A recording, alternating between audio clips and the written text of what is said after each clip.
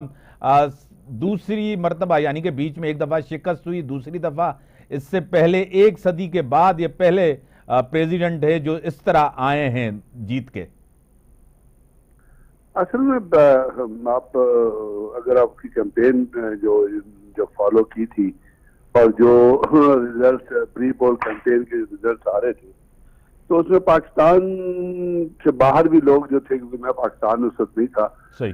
तो वहां पे जनरल कंक्लूजन लोगों का ये होता था कि जी ट्रम्प जो है वो जीत जाएगा।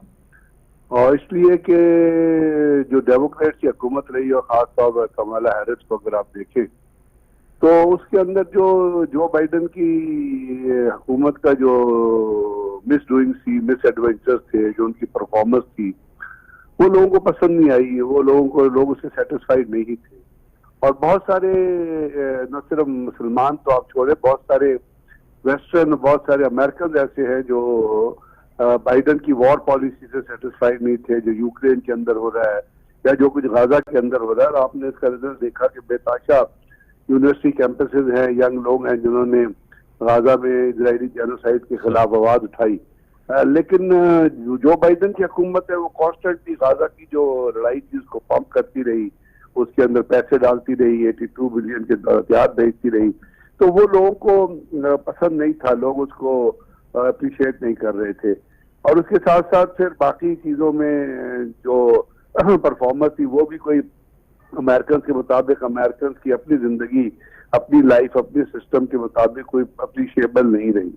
ट्रम्प ने जितनी कैंपेन की वो, मैं ये नहीं कहता कि जी चूंकि ट्रम्प आ गया तो गजा की जंग बंद हो जाएगी, क्योंकि जहन में ये रखना चाहिए कि इजराइल की जो लीडरशिप है और इजराइल ज़ियोनिस्ट लॉबी जो है, और खास तौर पर ज़ियोनिज्म का जो अमेरिका के अंदर असर है, हर अमरीकी सदर उसका गुलाम होता है और वो किसी भी तरीके से वो ज़ियोनिस्ट लॉबी जो आपका जो बनी हुई है, जो जिसके जरिए इजराइल वजूद में आया था, ज़ियोनिज्म एक तशद्दुद पर तशद्दुद और दहशत गर्दी का नाम है, उस दहशत गर्दी का परवरदा है नेतन्याहू और जो बाकी इजराइल की लीडरशिप है।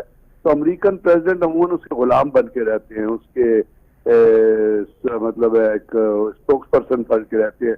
और ये जो बाइडेन ने तो बहुत अच्छी तरह आपको दिखा दिया। अब ट्रम्प ने जितनी अपनी कैंपेन की वो फोकस था बात चीजों पे, और उसने बार बार अपनी कैंपेन में उन्हीं चीजों को रिपीट किया, उन्हीं पॉइंट्स को रिपीट किया जो हेल्थ से भी रिलेटेड थे, जो दुनिया में जंगे रोकने से भी रिलेटेड थे, जो एम्प्लॉयमेंट से भी रिलेटेड थे।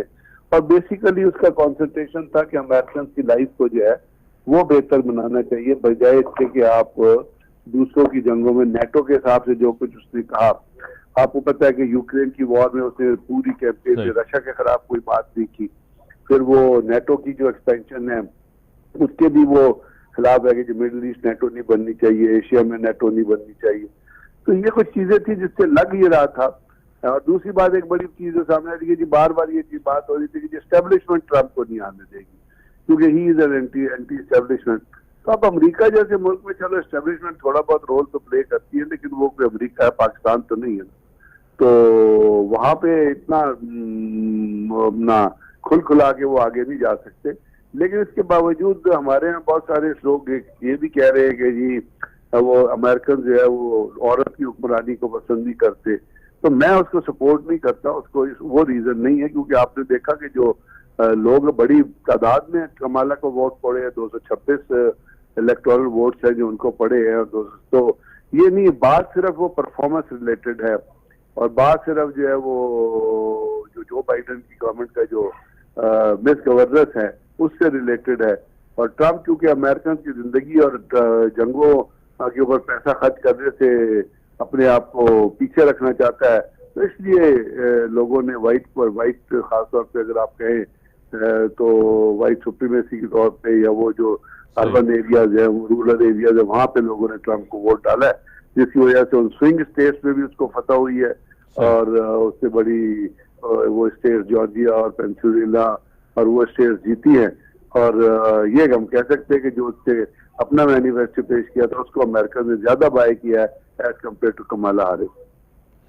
बिरकिस साहब, आपने एक पूरा तज्जिया 3-4 इश्यूज पे जो बड़ा अहम है इस इलेक्शन के हवाले से और दुनिया के हवाले से भी बड़ा अहम था, उसके ऊपर आपने एक पूरा तज्जिया दिया है।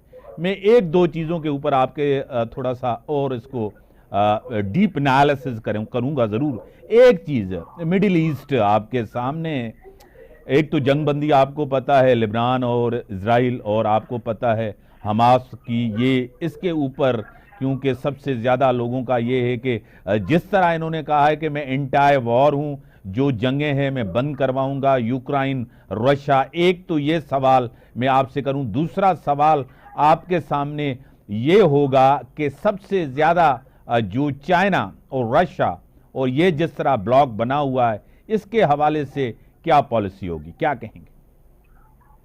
असल में जहां तक तो ताल्लुक है मिडिल ईस्ट के अंदर जंग का, या देखिए जिस तरह ईरान और इसराइल की आपस में स्क्रमिश चल रही है, और अब इसराइल ने ईरान के ऊपर, ईरान की एम्बेसीज पे फायर किया, ईरान ने उसको रिस्पॉन्ड किया और उसके ऊपर उन्होंने जाके इसराइली टारगेट को हिट किया, इसराइल की एयर बेसिस को हिट किया।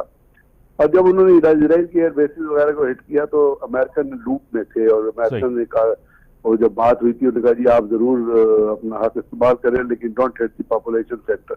ये रिपोर्टेडली ये चीजें हैं जो आ रही हैं। तो वो चीज जो है, अब उसके अंदर जो ट्रम्प का जो एम्फेसिस है, याद रखिएगा कि वो है कि मैं कि नई वॉर नहीं शुरू करूंगा। तो इसका मतलब ये है कि हम उससे ये कंक्लूड कर सकते हैं कि जो एक खतरा पैदा हो रहा था इसराइल और ईरान की जंग की तरफ से, कि इसराइल ईरान और उसके बाद कोई मिडिल ईस्ट के और मुकाम ममालिक शामिल हो जाएंगे, जिनका इराक का सिर्फ आप नाम ले सकते हैं जिसने को रिटेलिएट किया। बाकी तो मिडिल ईस्ट के ममालिक जो है वो वॉर के साथ किस तरह कनेक्टेड ही नहीं है। आप सऊदी अरब को ले लें, या यूएई को ले लें, या बहरीन को ले लें, या इजिप्ट को, तो वो तो कनेक्टेड ही नहीं है। तो ये कहा जा सकता है कि एक तो ये खतरा, लेकिन उसमें एक चीज जो बहुत अहम सोचने की वो ये है कि ट्रम्प के साथ अभी भी मेरा ख्याल उसकी प्रेस, उसकी कैंपेन में और तमाम चीजों में वो एक शख्स है जो उसका नेशनल सिक्योरिटी एडवाइजर भी रहा है, जॉन बोल्टन, वो उसके साथ नजर आया। और आपको पता है जॉन बोल्टन के जमाने में उसने ईरान को एक्सिस ऑब्जर्वर कहा था। तो यहाँ आके एक सवालिया निशान लगता है कि ईरान के साथ, ईरान जिसने अपनी डिटर्मिनेशन का और अपनी स्टेडफास्टनेस का मुजाहरा किया है, एक तो वो चीज है, वो वहाँ क्या होता है। दूसरा, ईरान के अंदर जिस वक्त लीडरशिप है, अपना रईसानी के साथ रईसी साहब के जाने के बाद जो प्रेसिडेंशियल इलेक्शन हुए थे, उधर मसूद अशकियान हैं जो अभी प्रेसिडेंट हैं, और वो मॉडरेट किस्म के आदमी हैं। उन्होंने ये इंडिया भी दिया है कि वो किसी पीस डील में या इस चीज की चीज में अमन के अंदर एंटर होना चाहते हैं। तो अब ये आने वाले दिनों में लगता ही है मुझे कि ईरान इसराइल की जंग का जो खतरा था वो। दूसरा, यूक्रेन के ऊपर तो मैंने आपको कहा कि ट्रम्प बड़ा क्लियर है, क्लियरली उसने, अगर वो यूक्रेन की जंग को सपोर्ट कर रहा होता तो वो अभी तक रशिया के खिलाफ अपनी कैंपेन में अपना पुतिन के खिलाफ कुछ ध्यान दे चुका होता।